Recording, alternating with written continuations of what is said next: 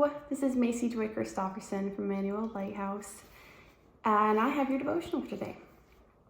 So if you've been in church for any amount of time, you've probably wondered how God answers prayers. You probably had a few questions, a few thoughts about all of it.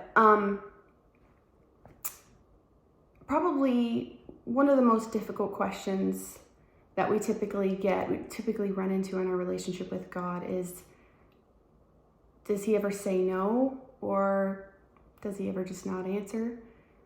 Well, the truth is, God's ways are mysterious.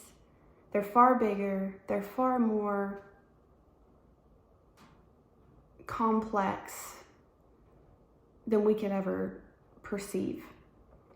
So today I want to focus on the question that we hate to ask, that we hate to deal with, and that's, what about when God just doesn't answer?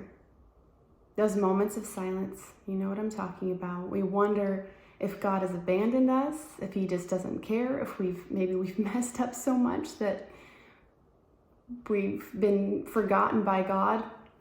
Well, in my scripture today, in the story about Job, he had the same worries. He had the same thoughts.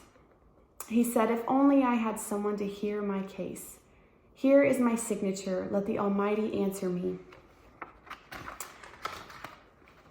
And Job is not the only figure in the Bible who felt the absence of God. In John 11, Jesus delays going to heal his friend Lazarus, who then dies. Naturally distraught, his sister Martha meets Jesus on the way and tells him, Lord, if you had been here, my brother wouldn't have died. If you had come when I call, he wouldn't have died. And his delay to Martha was silence in her ears. David also experienced silence from God. In Psalm 13, David cries out, how long, Lord, will you forget me forever? How long will you hide your face from me? In these chapters from Job, the young counselor Elihu is responding to Job's cry for an answer from God. He challenges Job's pride, suggesting that Job is basically responding to God's silence as that he's so righteous. Job he's acting like he doesn't deserve to be treated this way. And he's kind of calling it out as pride. And, you know, I'm sure you've heard messages on Job, and no, from what we can tell, he didn't deserve this. And sure, we might think, Elihu, you're not being very nice. And no, he wasn't showing very much compassion toward Job.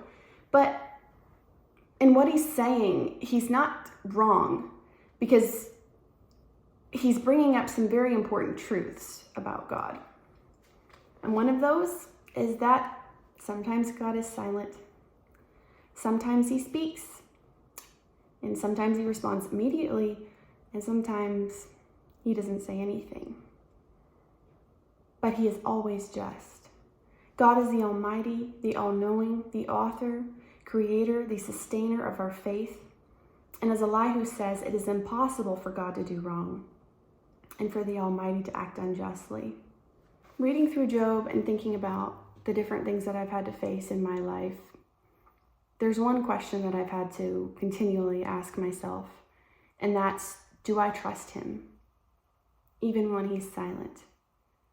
Do I really trust him? And I would say that I usually do try. I do. I try to keep in mind of who he is and that he's worthy to be trusted, but I often fail. I lose faith and I forget. I can see myself in Job when he protests, but I did everything right. I've been a good Christian. I can see myself in Martha blaming Jesus for not answering when she asked him to. And I see myself in David, crushed by my own sin and desperate to feel God's presence. In all things, even in the silence, do I trust that he holds all things together? After all, he is God, and I'm not. Therefore, when God is silent, who can declare him guilty? He doesn't answer to us. So, do I trust the one who spun out the stars, who exhaled creation in all its glory? Do I trust the one who was born into the dark and cold, who wept blood in Gethsemane, who died a brutal death for me? My only response to his love is to offer my own in return. Despite what I see, despite what I understand, I believe that one day I'll stand before my God in perfect peace, and all fear and all unbelief will be gone. But until then, his word confirms that he is just, and he is worthy of my hope, of my love, and of my trust.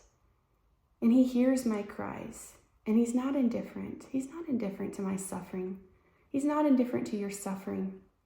He hears us. But even when he seems to be silent, he is doing it. He is working things for his plan and for his glory. So it's up to us to trust, to know that God is just and he's doing the work. I pray that this encourages you, that this makes sense, and I hope that you have a great rest of your week.